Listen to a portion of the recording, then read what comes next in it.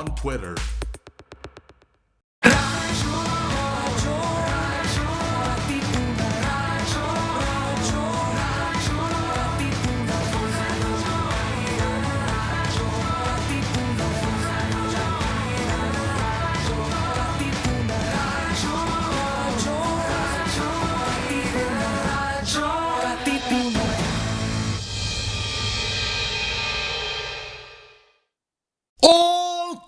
Mga Atinista, it's time to level up. Your talk variety program showcasing the best in media and other fields. As we feature the most loved personalities and the best practices of what we truly refer to as Magis. Together with multi-awarded multimedia guru Mr. Noel Ferrer, let's all level up every Fridays from 3 to 6 p.m. here on radyo-katipunan 87.9 FM. Good morning, Ateneo. Start your day right with your morning wake-up call. Good morning, Ateneo. Energize your day with the lively, funny, and lovely tandem of Mir de los Santos and Tats Kiblat. Catch the latest news and stories around the campus. Good morning, Ateneo! Your daily dose of radio chikahan, tawanan, kantahan, and kwentuhan. Every morning from 9 to 10 a.m. Tuesdays to Fridays. Good morning, Ateneo! Your mornings will never be the same again.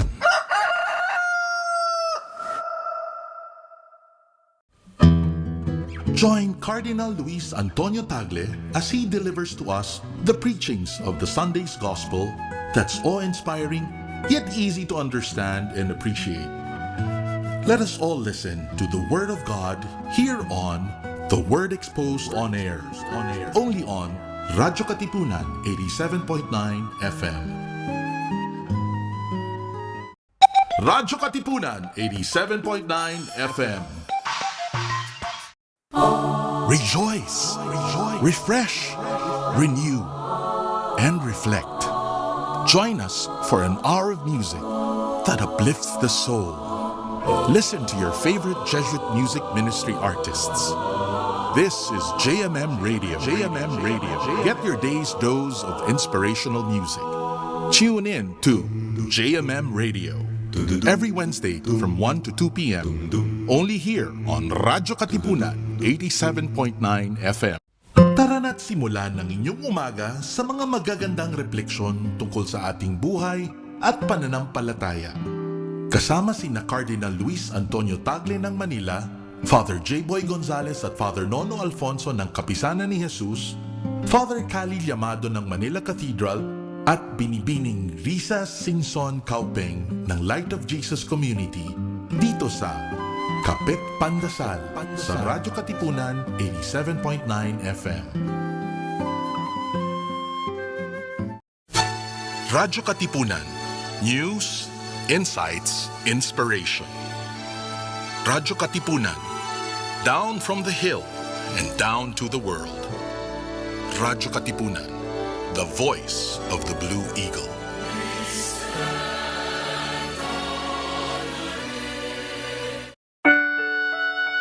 The Jesuit Hour. Get to know the Jesuits. Discover their spirituality, their history, their ministries. The Jesuit Hour. Anything Jesuit, everything Jesuit. The Jesuit Hour.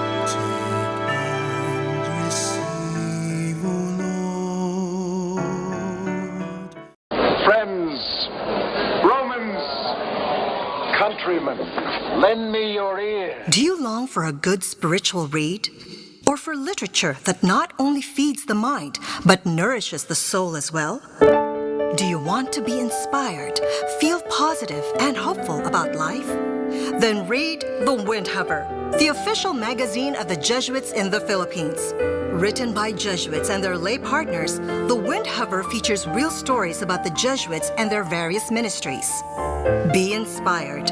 Be blessed. Subscribe to The Wind Hover. For inquiries, call the Philippine Jesuit Aid Association at telephone numbers 426-6001, locals 4890 or 4892. Once again, Philippine Jesuit Aid Association, telephone numbers 426-6001, locals 4890 or 4892. Radyo, radyo, radyo, radyo, radyo, radyo, radyo, katipunan. Radyo, katipunan. Radyo, katipunan. Radyo, radyo, radyo, katipunan. Radyo, katipunan. Voice of W Eagle kami, di mapipigil sa pagbabalitang tumpak at tama. Buhay atin mista, sa loob sa labas ng eskwela, ating ibibida lahat ng pera. Radyo, radyo, radyo, katipunan. Radyo, radyo, radyo, katipunan. Radyo, katipunan. Radyo, katipunan. Kawal ni Ignacio, katipunero sugod, todo sa kayot. Radyo, radyo, radyo, radyo, radyo, radyo, radyo, katipunan. Radyo, katipunan. Radyo, katipunan. Radyo, radyo, radyo, katipunan. Radyo, radyo, radyo, katipunan. Voice of W Eagle kami, di mapipigil sa pagbabalitang tumpak at tama. Buhay atin mista, sa loob sa labas ng eskwela, ating ibibida lahat ng pera. Radyo, radyo, radyo, katipunan. Radyo, radyo, radyo, katipunan. Radyo, katipunan. Radyo, katipunan. Kawal ni Ignacio, katipunero sugod, todo sa kayot, tunong at tulong. Di pagka Blue Eagle, galing hiting at tigil, blue and white, one big fight. Radyo, radyo, radyo, katipunan. Radyo, radyo, radyo, katipunan. Radyo, katipunan.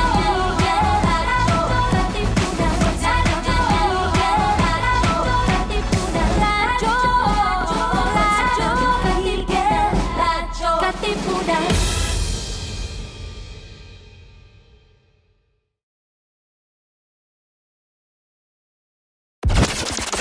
Ladies and gentlemen, may I have your attention, please? If it's entertainment you crave, Catch us on New Wave, surfing through the latest on our shores. every Wednesday from 5 to 6 p.m. See you there!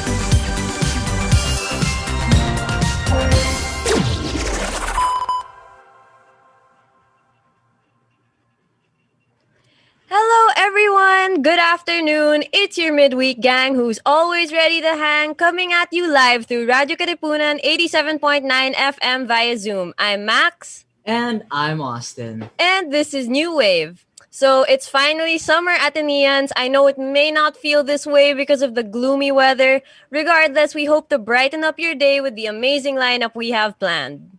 But before we dive into the much-awaited Netflix anime series, Trese, let's binge watch and not complete without a quick and easy-to-prepare snack to enhance your watching experience. And you can have this ease of preparation and good food with today's local find. So Crazy G Gourmet is a compilation of homemade cravings that are very close to our heart and can be delivered straight to your doorsteps.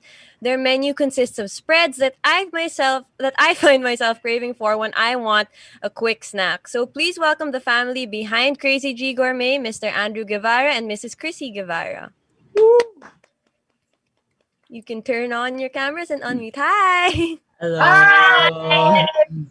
Hello! Hi, we're so excited to have you. You know, right before I logged on to Zoom, I was actually having a piece of bread with the tuna pesto. Wow! It's so good. It's super good. And I know that right after this, I'll be having another sandwich. So, to start, tell us about your business and how it started. Like, where did the idea come from? Okay, wait. First of all, we'd like to greet you guys. Good afternoon, Austin, Maxine. Maraming salamat for inviting us here. Thank you. This And to wonderful all the show. viewers as well. Yes, Hello. yeah, Good everyone's there. afternoon. All right, so let's get it on. Kamusta? History. Ayun, kasi History. actually I really love to cook. Pero yung everyday na cook dito sa house is Andrew. Wow. Oo, siya talaga. When it comes to ano mo din, lutong bahay, siya yan. Pero pagka merienda, parang in exchange naman, ako yun lagi. So it started nung pandemic last year. Hindi kasi kami nagpapadeliver and sobrang nandun yung scare sa akin. Yung sinasabi nila na praning, ako talaga yun, kasama ako doon.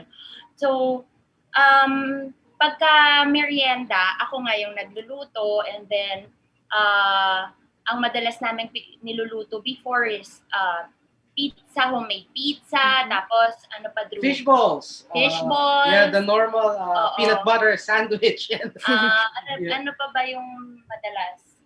Pag-spread yung cheese na yung nabibili sa supermarket, ganyan. So, parang sabi ko, parang paulit-ulit, parang nagsasawa na pati yung mga kids namin. So, sabi ko tas nag-try ako ng tuna pesto sauce sa pasta. Mm-hmm. Tapos, nung time na yon na sinabi ni Andrew sa akin, bakit hindi natin gawing spread? Wait. Sige. It was our son. It was our son, Khalil. Oo, si Khalil, sorry. Khalil tasted it. Well, first, it was a pasta. Okay. Was planning to have a pasta. Pasta I'll make sauce pasta talaga today. siya. All right, sige, ganun kami. And then it's tuna pesto pasta. Wow, that's great. Yum. But when my son tasted it, he told his mom, sabi niya, Mom, it could be a spread. Ako naman, parang, well, Tito hits.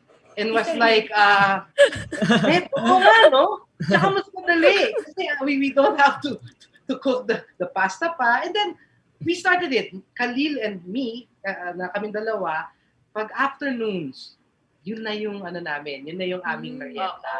We started at parang it's the tuna pesto sandwich and the cheesy cheese tomato sandwich. Creamy cheese tomato. Yeah. Pero every time na nagluluto ako ng ganon, para lang very wide siya sa variation. Yeah. We see to it na dapat dip siya, sauce siya, and spread. So, doon sa dalawang yon mukhang okay naman. No? Yeah. We started playing around with it. So, Nice. parang sabi naman nung Shopee. Ay, hindi. Namin. Well, sabi niya, we can also do it as dip. And then we can also do it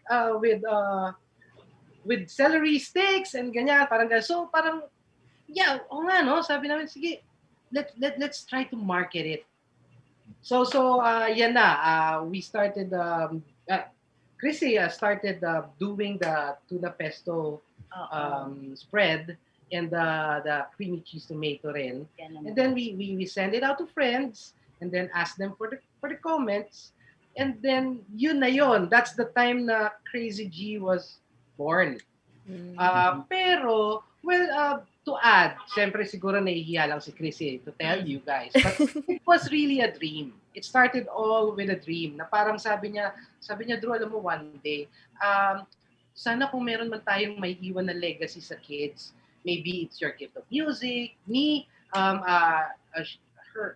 her course was a HRIM in St. Benilde. So parang sana naman meron akong ma-share na legacy ko sa pagluluto ko, pero alam ko ikaw kayo mas magluluto, ganyan. So I was like, yeah, why not?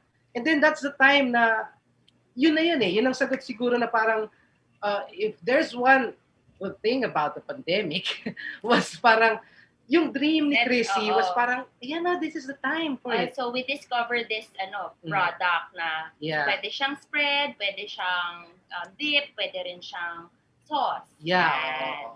So nag-start nga lang talaga siya as a, hindi, parang mas nakilala na siya as a spread. As a spread. Wow, Yes, that's such an amazing story though. Like it's so nice how it's amazing like how your business came and like how the story of how you made all your dips.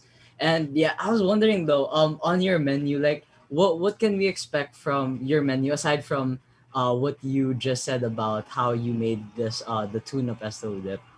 All right.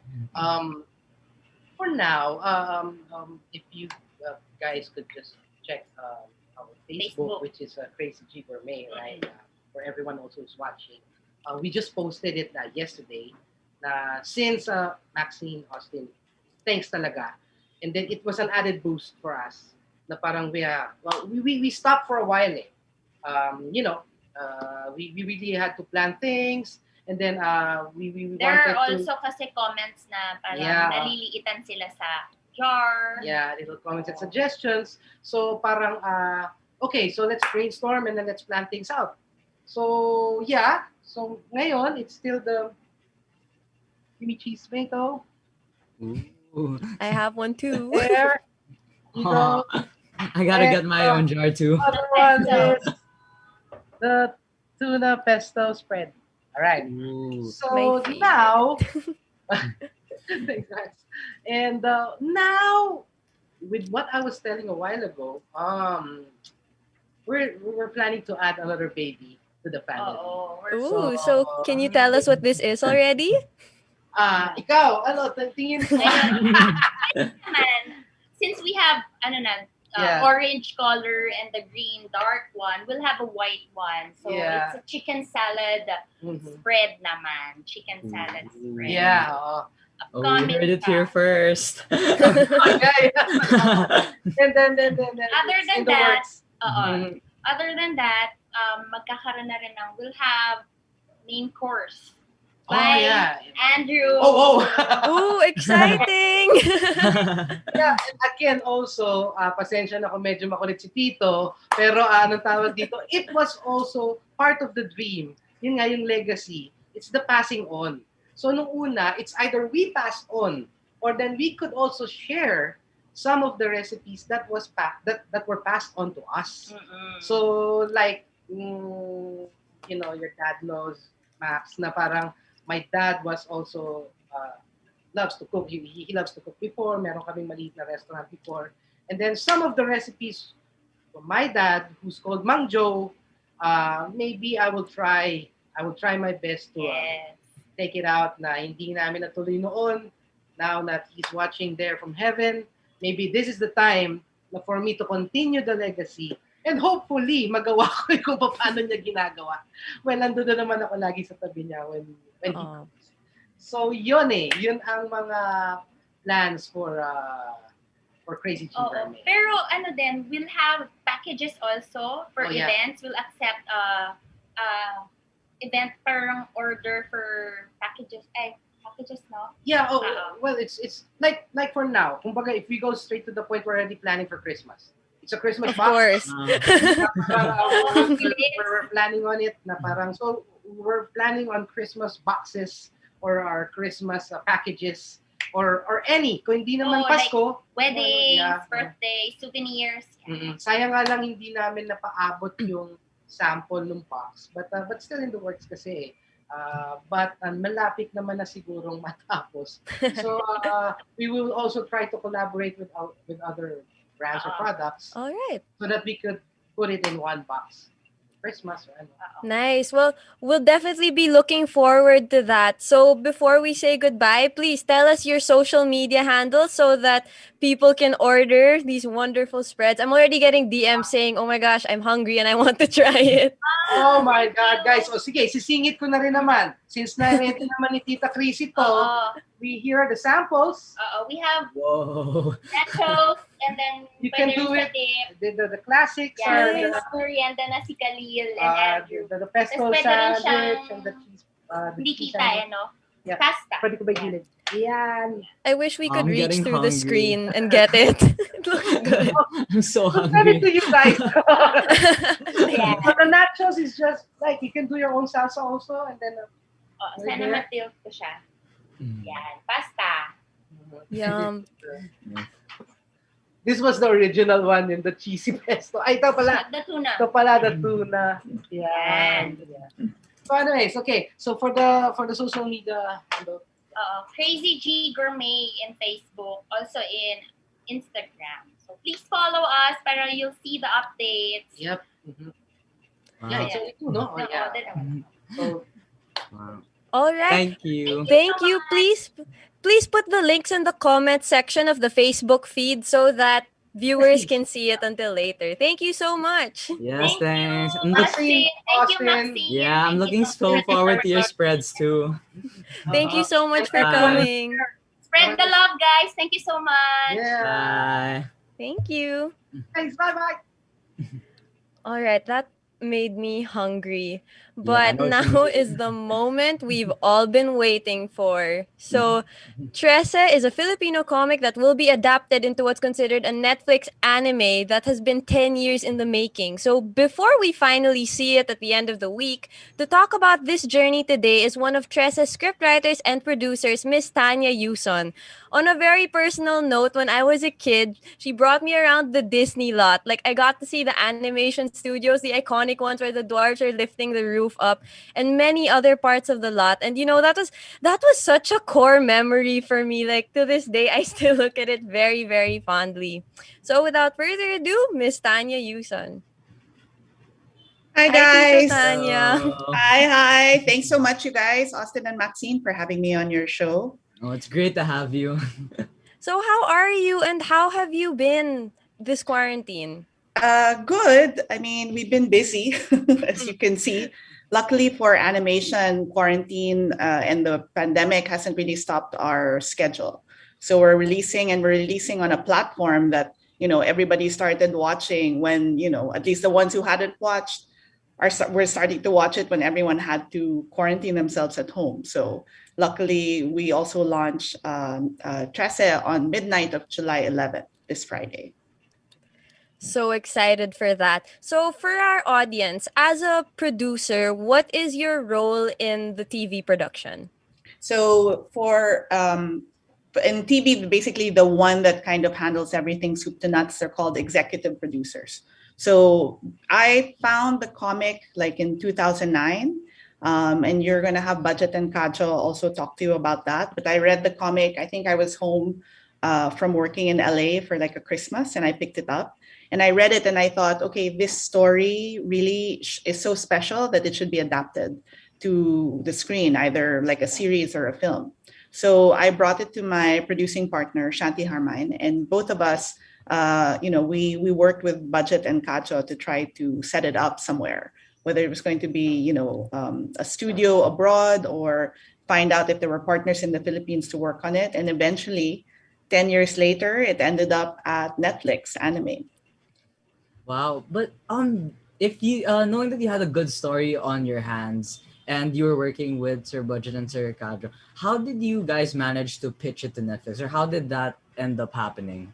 I mean, that's basically what I do. It's part of my job as a producer is to connect with platforms, meaning, places like Netflix or studios, to see like, okay, is this a project that will work with your slate or with your agenda? And if so, we make it happen.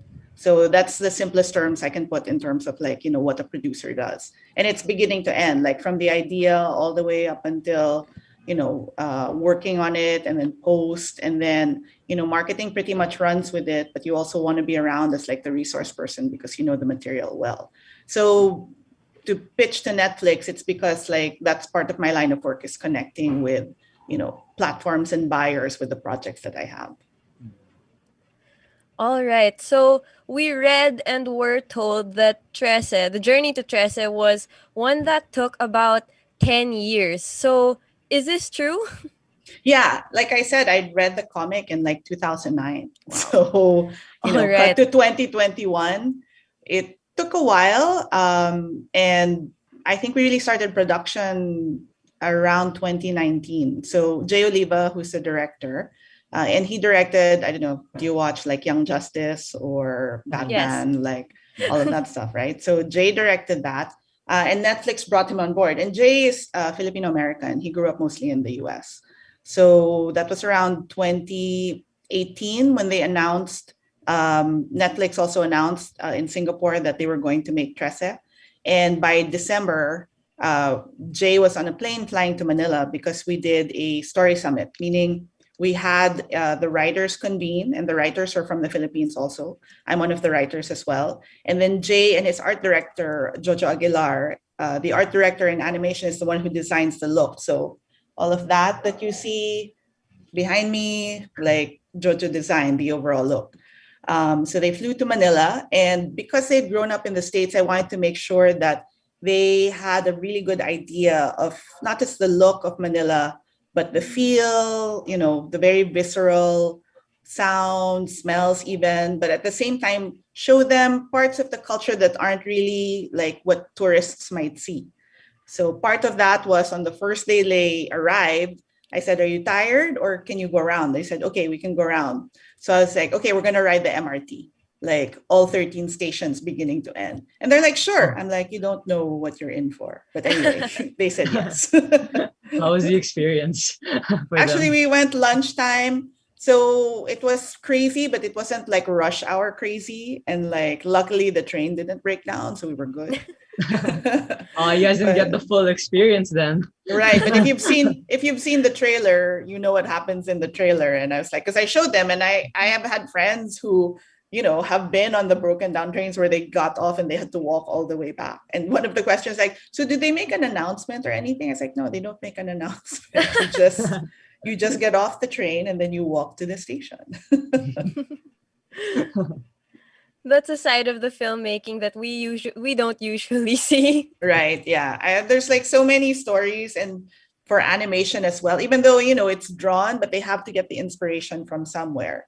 So I even took them to places like in Quiapo, like you walk around Quiapo, not just the church, but the front, although, you see the candles and everything in front. And that's that mix of like, here's a Catholic church, but there are all these like superstitious beliefs and things in the front, right?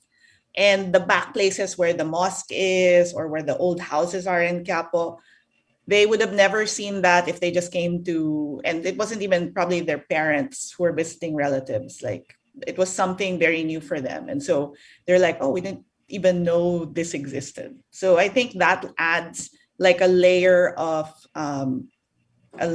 depth to how they designed Manila, because they really wanted to make Manila an additional character to the story. So, you guys have grown up in Manila, so hopefully you kind of see it and then maybe look at the city again with new eyes to be like, oh, I didn't, somebody seeing it from a different perspective is showing me the city I live in kind of a different way, which then hopefully makes us look at it like, oh, okay, there's magic somewhere to be had in our city. Maybe some horror, but also magic.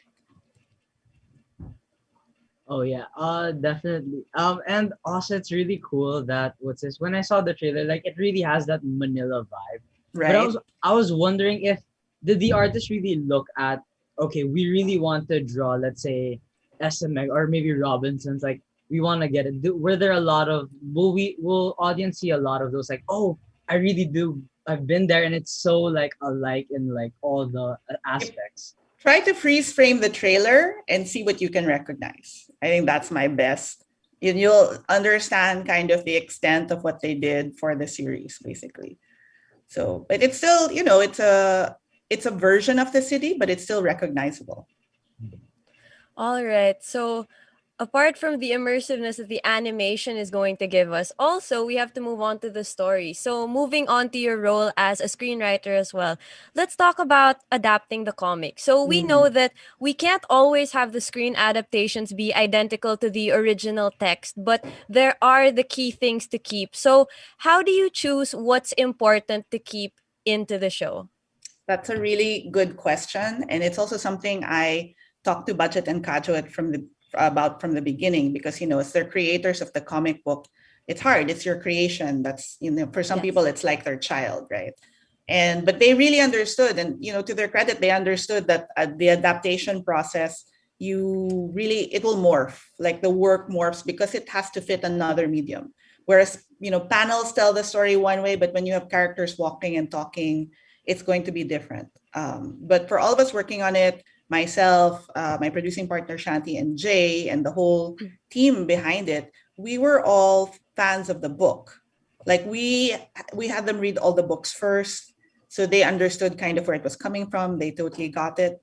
So what we wanted to make sure, and Jay also says this in like interviews, is that he wanted to make it feel like it was potentially like Kajo and like Budjette creating it, but now it's just kind of in a different medium. So it has the same feel. And for me, what was important was kind of keeping the spirit of the books. Like it's a noir, it's dark, it's like, we want to keep that tone of the book there.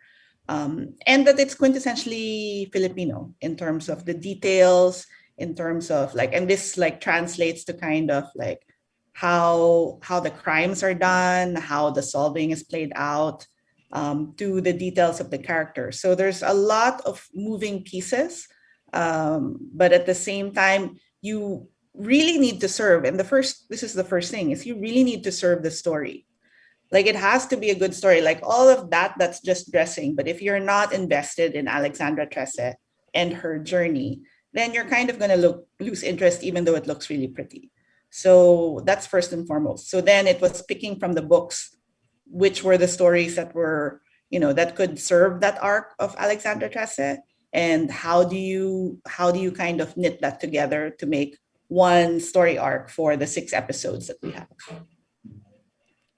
But I was noticing like how you guys said that it's really important to keep that story, but know what to let go and know what to keep. Exactly. Yeah. So I was wondering with Netflix, how did the whole collaborative process go, and like how was it working with the original artist and of course the staff that Netflix assigned on the whole project? They don't really assign. That's not how it works. And for Netflix, for the most part, they're kind of known for letting creators work on the project and like see the vision. Of course, you show stuff, you check in with them. They've got great, they've got great insight as like fresh eyes. But for the most part, they recognize, okay, you guys have a vision. You should just go ahead and shape it. And as long as we were going in that direction, they were very good and very supportive about that. So Jay put together the team for the animation. I put together the team for the writers. And together, that's why we have this story summit, is so we could kind of, shape it from the scripts, and then it branches out to people then doing what their jobs are based on what we had discussed during our story summit. So for us, it was like working on the scripts for the 6 episodes, putting the details in. For Jay and his team, it was kind of visualizing this world, visualizing the characters, getting all of that done. And then once we were ready with the scripts, then you kind of start that process of storyboarding it and doing the production, which then is still a lot of conversations between like the teams. So, conversations that go even until post.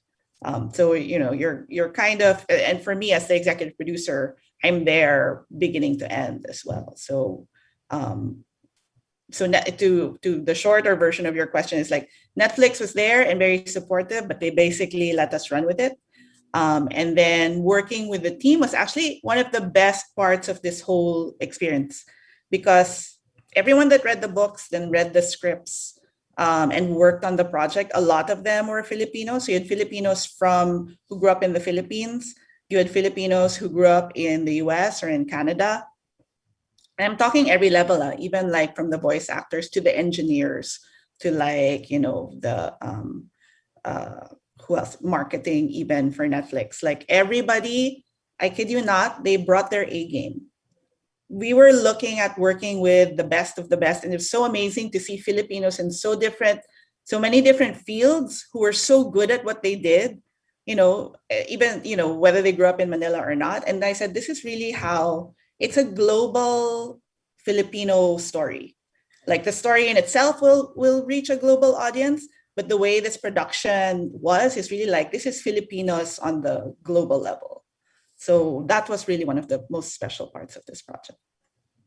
Well, that's really nice to hear that like Netflix allows you to have a lot of creative liberties and doesn't really like try to shape it in their own way. And I'm really excited like how you guys explain it. It sounds very authentic to like how Trese is and how it's supposed to be.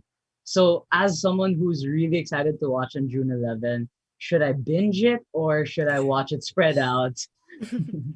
I don't know. It's not very long. So if you can handle spreading it out, can you handle all the spoiler talk after?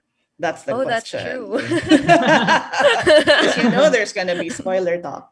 I know I've heard of people like they're planning to, because like we did the English language version, we did the Filipino version. And the other dubs are pretty legit. Like the Japanese one sounds like it's gonna be awesome. The German one sounds amazing. So, some people are like they're gonna do English, Filipino, and then Japanese to do that full circle of like the ones who watched anime dubbed into Filipino. Now you're watching a Filipino anime dubbed into Japanese. So, It's kind of cool how the tables turned, yeah. Right, exactly. So, it's kind of an interesting phenomenon that like this is where we are right now. It is. I think a lot of people are planning to watch it multiple times, actually. It's just a matter of which language they want to see it in first. Correct. Exactly. I'd be so interesting. I really, I've been working on this for a long time, and I watch the posts, when people post about like the trailers or all the materials that Netflix releases. But by the way, the Netflix marketing team they're aces in terms of like how they rolled out the campaign, because they also got what the show was about, and their passion for rolling it out was also left all of us in awe. So, that drums up the excitement. And for me, I'm excited when I see, the OG readers of Trese, the ones that read the books from like day one, and then people who are just discovering it. And they're like, I didn't know meron pala tayong ganito. Like we had like a graphic novel that is like a detective thing that talks about manananggal.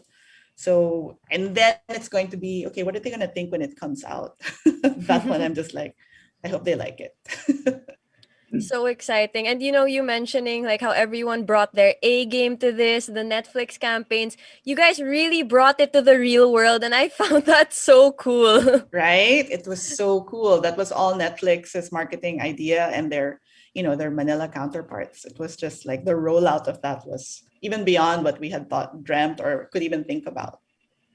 Amazing. Now, in 3 words, no context, no spoilers, describe Trese from your point of view.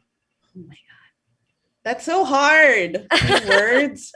Who's really good at that? Did you ask Kajo this question? Because he's really good at that. We did. I just want a crib from Kajo, and he's really good with like 1-word answers. From my perspective, describe what it is. You got this. I don't know. It's so hard. Moral support. I know, right? It's like, okay, Trese is exciting, special, and awesome. So bad. That was so bad, guys. I didn't get it. Nah, that was pretty good. That was good. For the audience, if you want to hear Mr. Kajo's and Mr. Budjette's answer to that question, you'll have to wait for our next segment. But before that, I just wanted to say I find it so cute that Basilio is on your shoulder. He's like there, but sometimes Crispin is there and he's not happy.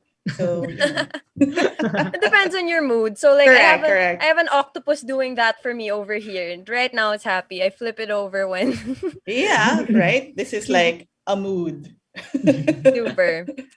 Okay, before we end, veering away from Trese for a bit and back to the movie industry in general, decisions can be risks, like when you want to pick something up. So which of these risks are worth taking? Meaning, like in what context? Like when you want to choose something, like when you have a pitch or you have an idea that you want to bring to the forefront.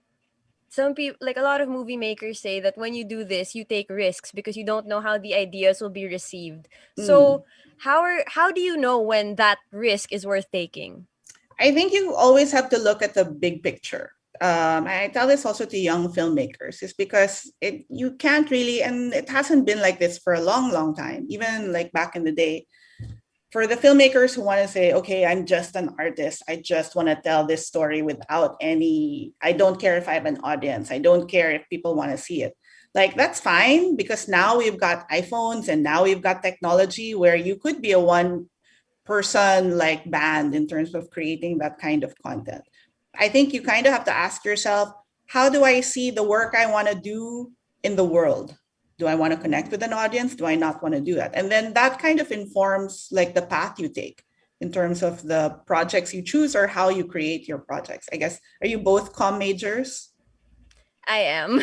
Okay. Half of my major is comm. Okay. So it's that. It's like, well, where do you see yourself? Like, where do you see yourself in terms of what kind of work do you want to create? How do you want to connect with people? Do you not want to connect with people? And so once you have your goals in mind, and goals are also changeable. You can also just look at the big picture of like, okay, then where do I stand in terms of getting to that goal, right? And things kind of shift, but as long as you kind of try to figure out where you're at in the beginning and where you want to be at the end, it's also like writing a story. Then you kind of just work your way to get there. Nice. All right. That's good advice. So before we say goodbye, anything you want to tell the audience? Any final invites? Please watch Trese on June 11 for the first time, where the Philippines is like dictating the lead time of when it drops.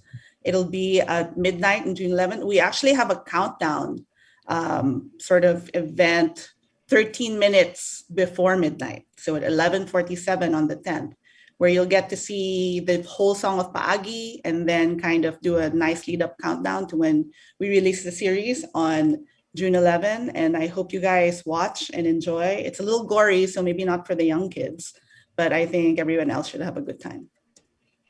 I can't wait to All watch. right. We're looking forward. So actually, we have one comment here before you go from Mr. Cholo Malilin, one of our friends, and he actually joined us last night. He said, "Congrats to you, Tanya, for bringing this Filipino proud work to the world's attention. More power."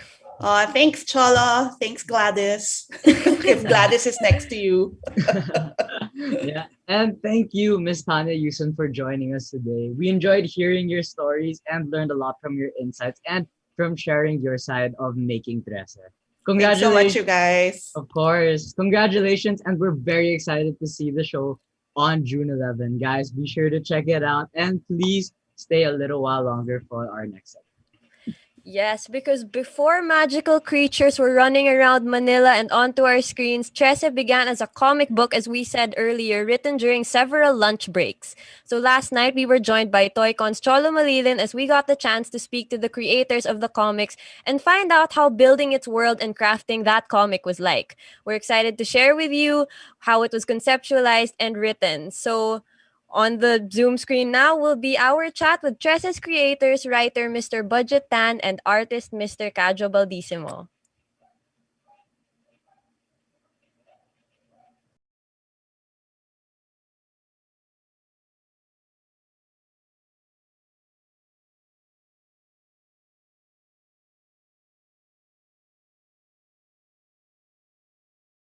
So excited to have all of you on New Wave tonight. It's our first time airing at night. So how have you all been? What have you been up to? Doing well, keeping busy, trying to finish the next Trese, and of course, do work at the day job. Exciting. Me, nothing. Nothing a whole lot of nothing. Yeah. All right. So yeah. So to start, of course, everyone's very eager to know about what's been going on with Trese. So first, where did inspiration for this story come from? And for Sir Budjette in particular, I read that you grew up in a haunted house. So how much truth about this is in Trese? And were there any real experiences that made it to the comic? There were, I've heard a lot of supernatural stuff happen to my family, but none have happened to me, thankfully. So a lot of those stories did find its way in one form or another in Trese, but not directly an exact retelling of what happened to my family. But Trese, of course, kicked off because of a text message from Cadjo. So me and Cadjo co-created Trese, and what do you call this? I came up with the story, and of course, Cadjo designed the whole world and the characters in it. And it was based on our love for comics, Batman, John Constantine. We were both watching Ghost in the Shell at the time, so that anime also influenced the episodic nature of the comic book. And of course, living in Manila, living in a haunted house, growing up, hearing your parents and your relatives tell you about, aswang and ghost stories, just became part of the mix in terms of, coming up with the comic book that is now Trese. All right. So, Mr. Kajo, from your perspective, how did Trese begin? What prompted you to send that text? Boredom. I'm just bored. I'm just bored. I enjoy work. Masaya. Ad agency. Pero, dumadating ka sa point na, di ba, you want, gusto mo lang ng another thing and to do.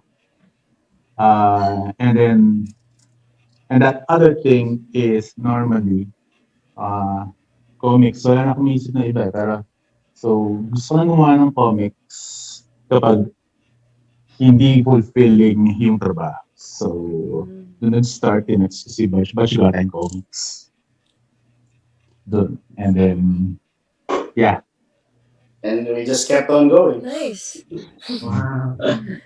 I remember you guys were saying earlier about your different inspirations like John Constantine and Batman. So I noticed like when you guys collaborated, did you guys have this single idea of what you guys wanted, or was there how did the collaborative process go? I think the process, and it was Kajo who came up with our way of working, kind of started before Trese.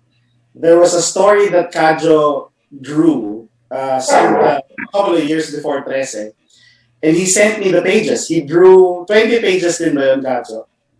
Yung dati. 22 pages. So he sends me this 22-page story with no dialogue. And then he tells me, Budge, can you come up with a story for this? So I started to ask him, sino tong character na to? What about this character? What about this creature? What is this? And Kajo said, hindi, Budge, bahala ka. Ikaw gumawa, I've made the art, you do the story. So it was like, oh wow, what an interesting exercise, a creative challenge to figure out, who are these characters that Kajo made. And it took me a long time before I could finally write the dialogue and the script for it. And finally sent it to Kajo, but funnily enough, that came out years after Trese, and it was called The Last Datu. So it was like a sci-fi story, but funnily enough, now that I think about it, the story also involved a little girl who had a magic sword, and she was fighting cybernetic versions of aswang.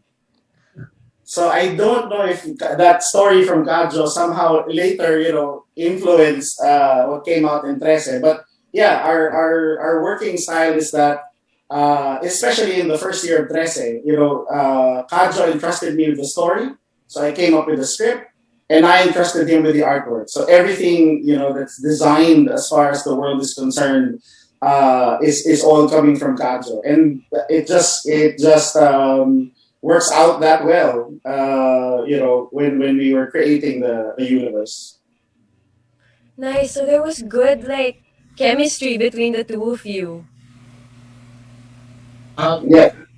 I want to ask a question because I've been a fan since the start. Budge, alam mo naman yan, di ba? I've been a fan of you guys since Alamat, di ba? Back in the 90s, when we were all gathering in what was that comic book place in Robinson's Galleria? Platinum. Platinum, right? Platinum Comics pa nun, grabe.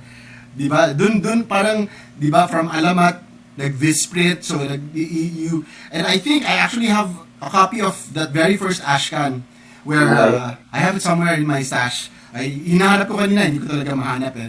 But I'm such a big fan of Trese na I actually had your books bound So ito yung gusto ko ipagyabang may costume Trese omnibus. Sabi ko, Wow! I have to tell you guys that you have to come up with something like this. An omnibus talaga ng Trese, pero yeah. That looks awesome. Ito lahat ng mga Trese ko. So parang, I heard in an interview na si Trese, actually, what sparked my attraction for Trese was another comic book. I'm not sure if you're familiar with it, pero I'm not sure if it was one of your inspirations. Pero this is, I'm referring to James Robinson's Leave It to Chance. I don't know if you've heard of that. Leave It to Chance has sort of like a familiar premise. Diba? It's a young girl in a family of parang magicians, parang ganyan. And they have to fight these supernatural beings. Now, I was kind of enamored by that comic book, which came out also sometime in the mid-90s ata. So when I saw Trese, nakita ko it was really wrapped in Philippine mythology. That for me was the added value. And in one of your interviews, I was intrigued na hindi pala originally si Alexandra was not supposed to be female. She was originally designed to be male. So whose idea was it to make Alexandra female?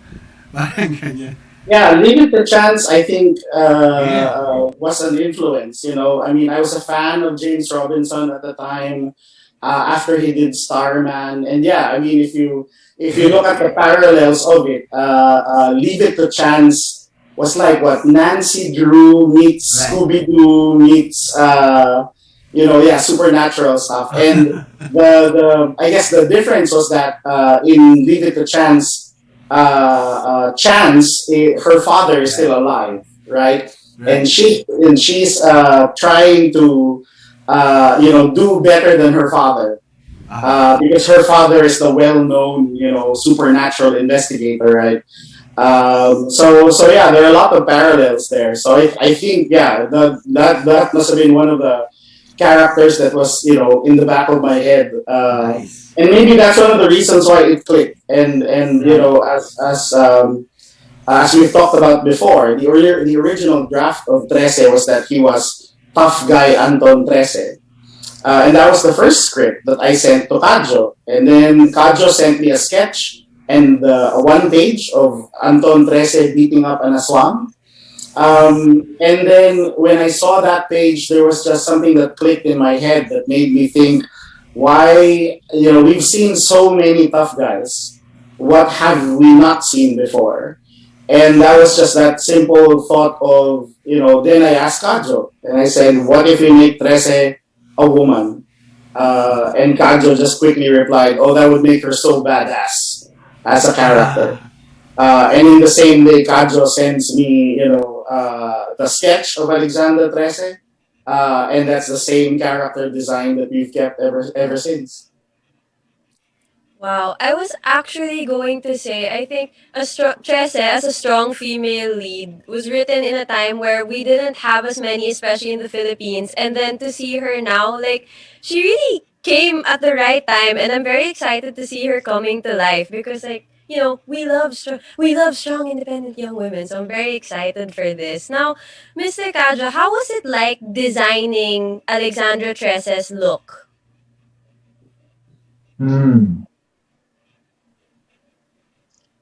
I think I can say that it came naturally because we set a time. We set the lunch break, that 1 hour lunch break. We'll do the comics within that time. So I think designing Trese was fast, and I can say it came naturally. There's not that many deep thinking behind it. But the signature hairstyle was actually from Anton. That signature hairstyle was actually inspired by. I have that. I was designing Anton, and then I went to the back room. My I think, yeah, I'm semi-kalbo that time eh. So, pagtingin ko sa salamin, I have it, parang sungay. Sabi ko, uy, parang pwede to, gamitin kay Anton. Right. So, nilagay ko, dinawin ko si Anton, and then, nang nag-decide kami ni Budge, gawin natin yung babae, transplant lang namin yung design na yun kay Trese. And then, yung signature quote niya was inspired by Jose Rizal. There's an image of Jose Rizal. Pag Google image mo siya, lalabas siya agad. Kasi very popular yun na he's wearing this French coat, may white piping, and then the buttons. So yeah, ginamit lang namin yun. I guess, madali yung design kasi nagmamadali kami, wala akong masyadong time. And inspirations, parang dumating lang siya agad-agad, tapos naturally, so ginamit lang namin yun. Wala masyadong batuhan na, walang revisions nga halos, diba, Budge? Wala masyadong revisions eh. So ang hindi design namin first, yun yung lalabas ngayon sa Netflix. Pero lang yung white piping. But that was also part of our working process, and to this day, it's mostly like that. Again, Kadjo entrusts me with the story. When it comes to character designs, I rarely, ask any changes from Kadjo. Because again, we're doing this for fun, and the last thing you want to do is make it stressful by nitpicking on storylines or on costume designs or character designs. So if it looks cool, then we go for it. So yeah, I mean, every now and again, Kadjo would text me an idea, and I'd write it down. And yun yung batuhan namin. It's either back then when we attend Comic-Con, yung pagkatabi kayo sa table, then we're chatting about it. Or yeah, these days it's through Messenger or Viber. That's how we bounce ideas around. So yeah, we just keep it fun. Nice outlook, actually. So, on the topic of getting inspiration from Jose Rizal, the Kambal are also named Crispin and Basilio, two characters from Noli Me Tangere. So, we know that these are the siblings from Noli Me Tangere, but I'm really curious about how the decision was made to name the Kambal after those two siblings. I also have no idea how we did that. We had kept their names off the script for the longest time. Yes. And in fact, if you look at the original scripts of Trese, they didn't have names. In the script, I just always told Kadjo, okay, ito si long hair, tsaka si short hair. Actually, that was Kadjo's idea, to give them different hairs para it was easier to identify.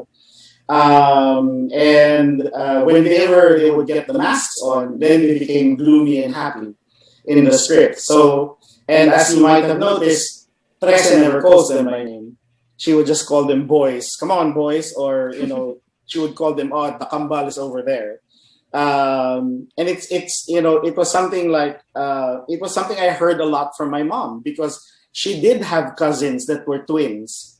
So every time they arrived at a reunion, they would say, "Ayan na si Kambal. Oh, kamusta na Kambal?" And that, they didn't have names. So by the time we get to book 3, that was the time, okay, we need to tell who they are, where they came from. And I guess it just sounded like the proper names to give them. That somehow I wanted it to link back to something significant or something very Pinoy. And somehow, I guess the most popular two brothers in Philippine literature are Crispin and Basilio. It's also interesting how you changed it up. You made them twins instead of different ages, with Crispin, I think, being the older twin. Yes. Mr. Kadjo, what about the design for the twins? Can you tell us a little bit about their masks? Okay. Nung in-instruct ako ni Budge na, sige, baka bigyan natin sila ng theater mask, comedy and tragedy. So, normally yung shape ng tragedy and comedy mask, parehas lang eh. Nag-iba lang yung syempre, expression. Pero naisip ko, I think somehow, kailangan gawin ko pa rin silang distinct kasi what if nakatalikod sila, gusto ko identifiable pa rin sila from the back eh. So, mapapansin mo the design of the of Gloomy is medyo patulis. Sharp yung yung edge ng mask niya, and then Happy rounded. Tapos and they're just wearing suits kasi parang mas lalong ma-emphasize yung yung emphasis, yung focus is nandoon sa mukha nila. And then pinili namin to make it simple. Parang kasi applying yung discipline namin sa advertising, when you design something, make it so that pag malayo or pag sinisimplify, kung mag-work ba siya kung black and white lang, kung mag-work ba siya kung or actually ang naging thinking na now is parang siguro maganda kung yung design mo is kayang i-interpret ng kahit sino, even little kids. Kasi simple lang siya. I think that is sa ways yun para makita mo kung nag-work yung design or not. Yeah, I recently showed Kadjo, my 5-year-old kid drew the kambal and Trese. I mean, and just, with like with a broad stroke. So it really goes to show how iconic the designs are. Yes, that's right. So, Sir Cholo, anything you want to add? Well, actually, I think the reason why we're really talking and excited about Trese now is because of what's going to happen this Friday. So Yes, things have really exploded since you guys made it to Netflix. I know you've sort of shared the story, but I just be curious, what was the impetus? What really started the ball rolling for Trese and Netflix? Baka Budge, you can take us back to the start. How far back has this been in development? Oh well, I think Maxine and Austin here will be getting the story directly from our executive producer Tanya Yuson. Oh, cool. But yeah, so I'll tell it from our side, and Tanya can give you more details about it. But yes, the big reason it is now going to be on Netflix is thanks to Tanya Yuson and Shanti Harmain. Tanya, we met back in 2009. Tanya just came back after working in the US for quite some time. She's a producer, and she came home to Manila looking for something to produce. Specifically, she was looking for a Pinoy story, but that it would be for an international audience. Mm-hmm. Something that she could bring to the studios in the US, right? And by chance, and at that time, she wasn't even thinking of comics. She wasn't even aware that there was like an active comic book scene. So she was really looking for new scriptwriters and new directors. And somebody suggested, have you read Trese? And she goes to National Bookstore, and the first book she sees is book number 3. And she reads that, and somehow, because again, she knew people in the advertising industry, a friend of a friend of a friend got my number, gave it to her, and I got a text message from her. So yes, there's something about suddenly getting text messages out of the blue. That's always part of Trese history. Those are the best. Yes. Very serendipitous. Correct. So there, and maybe she can tell you about that 10-year journey, but I think it was in 2018. So for 10 years, we were pitching it, or she and Shanti were pitching it as a live action adaptation. So there were talks of either making it a TV show or making it into a movie. But, nothing, for one reason or another, it never happens. Until in 2018, they learned that Netflix Anime was looking for new stories. And they pitched it. And after many negotiations and discussions, we got approval. And here we are now. Wow. Yay. It's an amazing 10-year journey. But I was also wondering in that 10-year journey, you Mr. Budjette, you had your advertising job in Lego, and Mr. Kadjo, you also had a very busy schedule with your work and the animal shelter in Davao. And that involves a lot of man hours, and it involves a lot of your focus. And so time. And time, exactly. So I was wondering, how do you balance out doing your different works and not getting burned out, and maybe, let's say, because you're doing this work, it compromises the work of another thing? With great difficulty. I think it's especially. I think I still I definitely feel. I don't know about Kadjo. I definitely feel I am not as productive as during our first year when we were working on Trese. And yes, our readers know how much we've slowed down in terms of the release of the stories. But yeah, for me, it's I still try to find the time to write at night after my kid falls asleep, to write a few pages. But again, yeah, I can't help but think back to how much there were nights I was able to finish one whole story in one sitting. And I can't do that anymore. So I'm hoping to find my rhythm again of writing. And now another experiment that me and Kadjo are doing is we're serializing the release of a new Trese story on Facebook.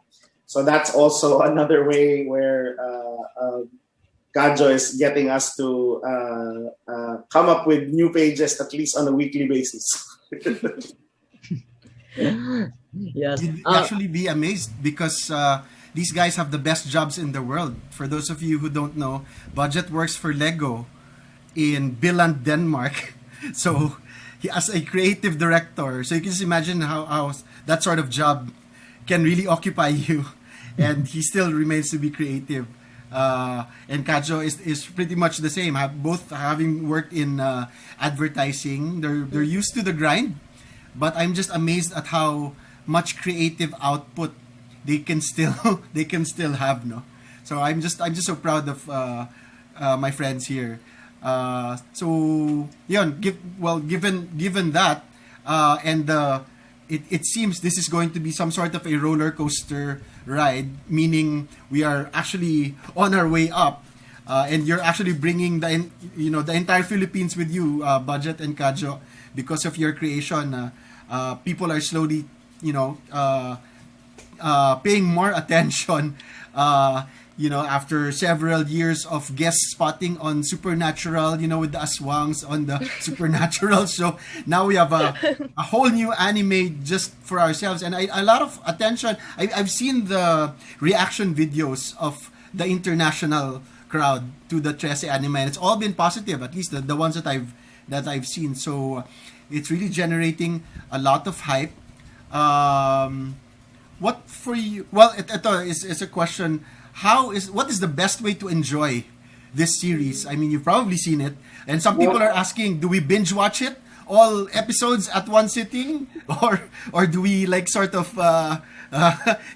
our time with it? How would you recommend that we watch the series coming out this Friday?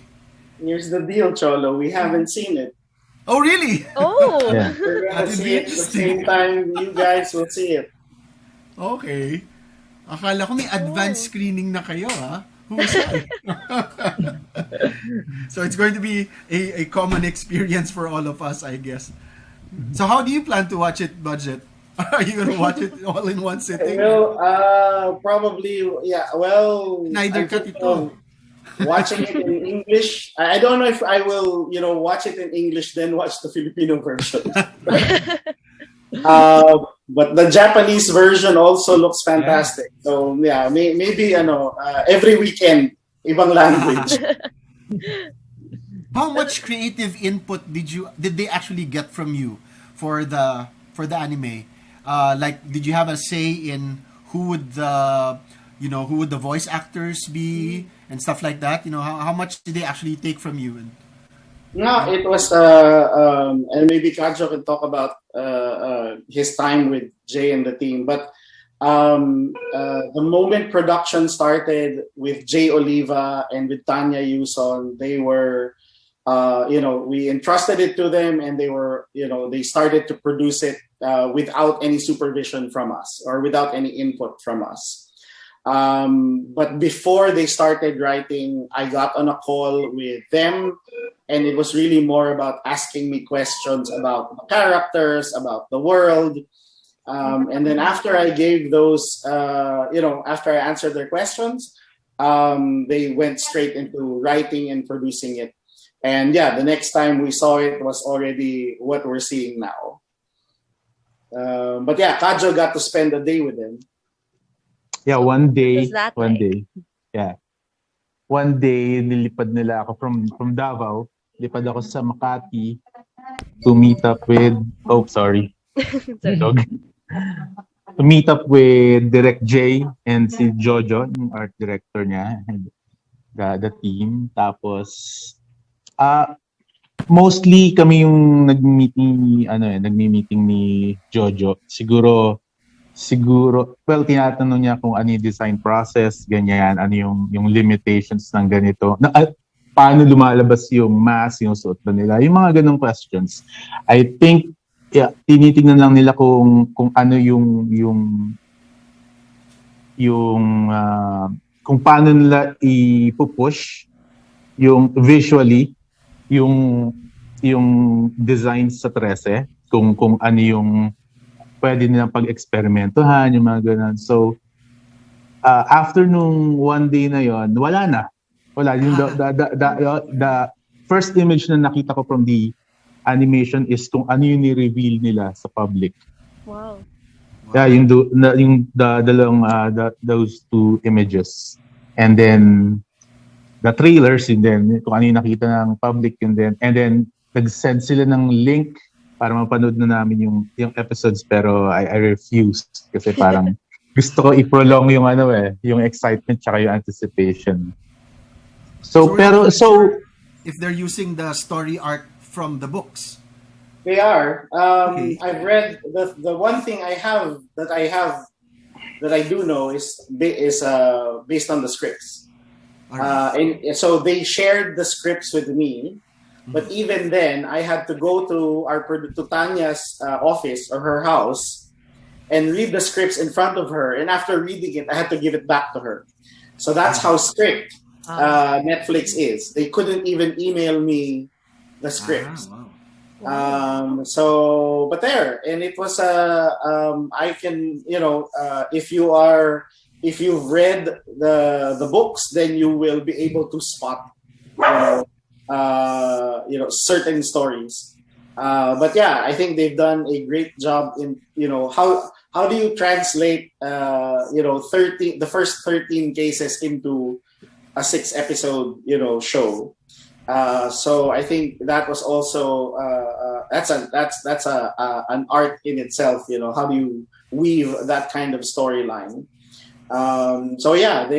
It's most definitely based on our stories and the story arcs that we put there. Wow. Well, you probably get this a lot, but we see that it's been making waves on and off social media. Like the hype is online and in the real world, in our world, as we've seen. So how does it feel seeing this world that you've created coming to life? It still feels like a dream. It still feels strange to see the character we created now walking and talking, and to hear her say the lines that used to be just on the page. And then you've got this fantastic marketing campaign by Netflix, where you now have aswang sightings and chanak sightings. And the billboards have been vandalized. The billboards have been vandalized by aswang. Amazing. And the funny thing is, it does go back to to the inspiration of Trese. Yeah. as a kid back in the 80s, and Cholo will remember this, Yes. child of the 80s, that was the time Manananggal was seen in Manila, and that was the headline of tabloids, right? So now in a way, and we don't know, was that a marketing campaign? We don't know. Of the show back then, of Gabi ng Lagim, we don't know.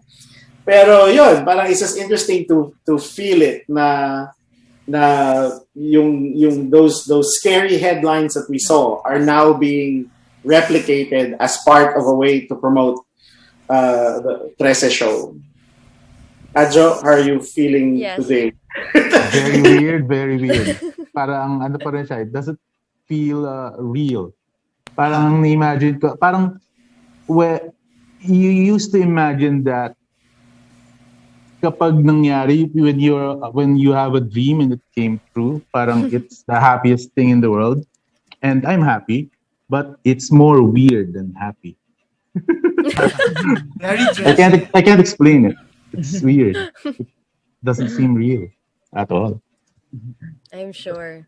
Austin? But Sir Budjette and Sir Kadjo, your dream is now a reality, and the fact is you are actually one of the most looked up to comic book industry legends as of the moment, like with your new Netflix show.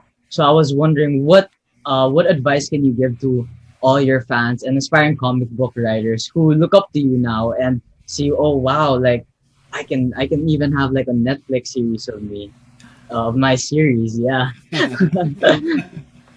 Our advice is don't think you're gonna get a Netflix series. Yes. It's going to be a popular comic book. Don't. That's your formula for failure. Yeah. When me and Kadjo started this, we had come from failure. We had come from, this is the comic book that's going to be read by millions. This is the comic book that's going to get to the States. And then, after 6 months, meron pa rin ako isang pile ng comics ko na hindi pa rin nabibenta. And again, the funny thing was, when Kadjo sent that invitation and just said, gawa tayo ng comics, that was the only goal. It was like, sige, we have 20 days to make a comic book and that's it. There was no sisikat ba to o papalpak ba to. There was nothing but just make this comic book. Draw this page, write this script. And by the end of that month, Kadjo said, where's the next script? And we just went straight to that. And we just kept doing it and doing it and doing it until finally we had enough stories to pitch to a publisher.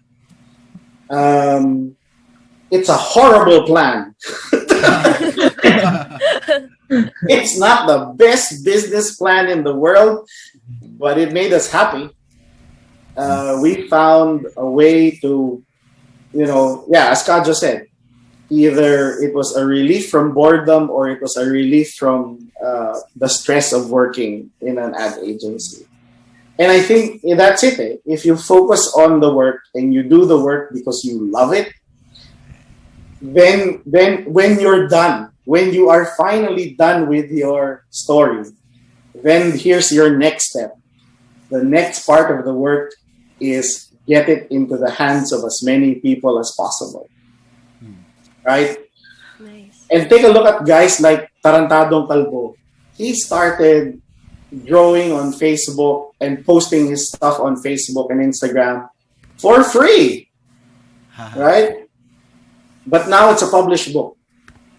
And everyone wants to get a copy. So yeah, I mean, tell your story because you want to tell it. Don't tell it because you want to become rich. Don't tell it because you want to get on Netflix. Unless you're a filmmaker. Kung filmmaker ka, then by all means, yes, keep making that film or that short film, and eventually that's what you just, you just keep pitching. And that's what we did. That's the flip side of it. Nung buo na yung Trese, we did not stop pitching the work.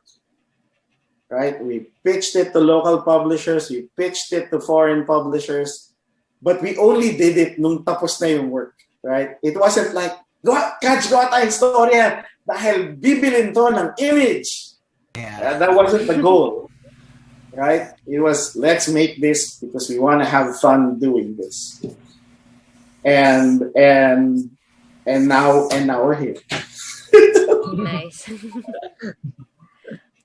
What about from your perspective, Mr. Kajo? You're on mute. Advice ko sa mga aspiring creators, siguro one, keep your day job. Keep your day job, yeah.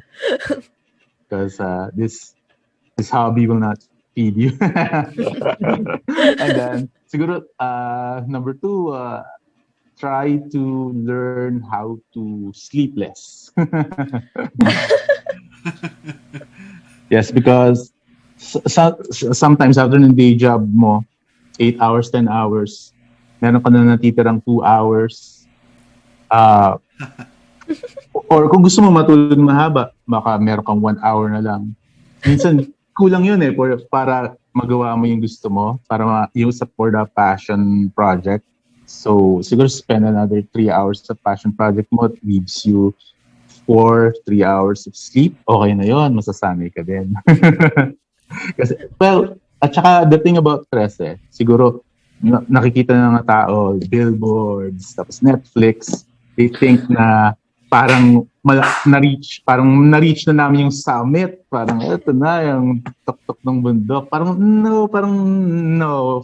Siguro, sa mga pinagdaanan naming failures ni Budge, parang I feel na wala pa nga kami sa kalahati ng bundok na yun. And personally, I don't think ma-reach namin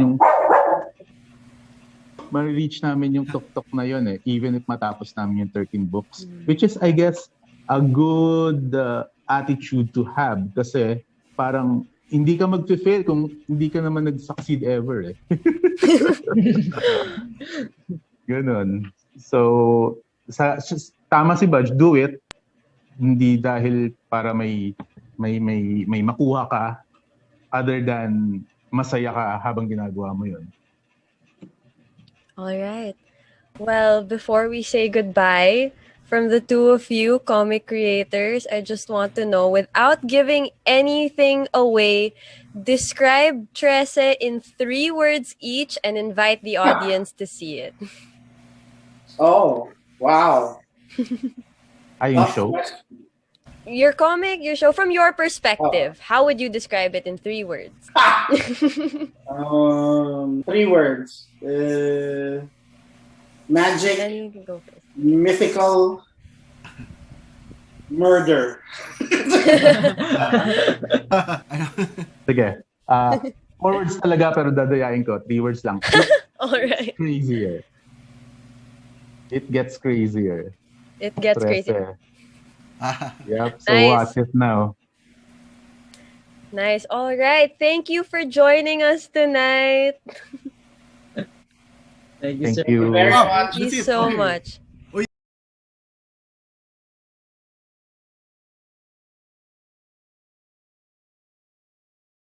And we're still here. Eh, All right. So the hype is so real, like seeing that playback, getting to talk to Miss Tanya today. I'm so excited to see Trese on June 11. And as we've said many times over during the 2 segments, it's great to see a Filipino story being given a global platform. What do you think? Yeah, I think it's really cool that we're finally getting like a Filipino show that's animated, given like anime is kind of a really big thing here in the Philippines. And also I'm personally really excited because I grew up with like what you were talking to with Sir Budjette and Sir Kajo. Like their inspirations were stuff like John Constantine and Batman. And I love those characters growing up. And I also was a big fan of like old noir films and like Sin City and stuff like that. So it's really cool like having that element with the fact that it's a Filipino anime. It's really cool. So I'm pretty excited about it. And I'm happy that this would be like a show that would be coming out on Netflix. That's right. On my end, I was such a fan of Percy Jackson, and I really like the idea of like the mythology kind of mixing with the modern world, and that's kind of what Trese gives us, but in the Philippines. So it's about time that the Filipino magic scene is also appreciated, and I think that's really cool. So once again, June 11 at midnight. Check it out, guys. It's gonna be All great. right. So before we say goodbye properly, we'd like to thank everyone in the audience and to our wonderful guests who are still here through the audience section. Yeah. This has been New Wave. So yeah, we would love to thank James for handling our broadcast, Sir Justin, of course, for the support, and Sir Cholo Manilian for joining us last night. It was great having him. So don't forget to check out ToyCon's pages for updates on how it will be held this year. And don't forget, join us on our next episode. So that's Wednesday, 5 p.m. once again, June 16, where we will be joined by music industry veteran Joey Benin and his singer-songwriter daughter, Clara Benin. It's our Father's Day special, so don't miss out. Check it out, guys. So follow us on Instagram at newwave.rk to stay updated. Catch us on the replay at Radio-Katipunan 87.9 FM Facebook page, YouTube, and Periscope. All go by at Radio-Katipunan. Right now, the storm is brewing and our internet is getting a little wonky. So while we're still here, once again, thank you to Miss Tanya Yuson for spending your afternoon with us and giving us great insight into Trese. And of course, thank you to Mr. Budjette and Mr. Cadjo Baldissimo for taking the time out of their busy schedule to talk to us as well. I saw a comment that it's also Mr. Cadjo's birthday. So if you're still in the stream, Mr. Cadjo, happy birthday. I saw Happy it birthday. from Mr. Herbert Hernandez. So in advance also, congratulations to all in advance for this Friday's launch. We're looking forward to seeing this and even more of everyone's upcoming projects. Yep, we can't wait. And once again, this has been your midweek gang who's always ready to hang. I'm Austin. I'm Max, and this has been New Wave. We'll see you all next week. Till then, take care. Bye. Ladies and gentlemen, may I have your attention, please? If it's entertainment you crave, catch us on New Wave, surfing through the latest on our shores. Every Wednesday from 5 to 6 p.m. See you there.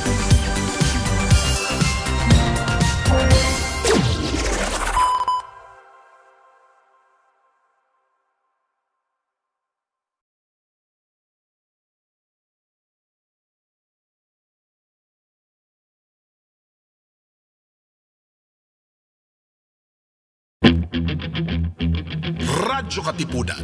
News, insights, inspiration. Radyo Katipunan. Down from the hill and down to the world. Radyo Katipunan. The voice of the Blue Eagle. Radyo, radyo, radyo, radyo, radyo, radyo, radyo, Katipunan. Radyo, Katipunan. Radyo, Katipunan. Radyo, radyo, radyo, Katipunan. Radyo, radyo, radyo, Katipunan. The voice of the Blue Eagle, kami di mapipigil sa pagbabalitang tumpak.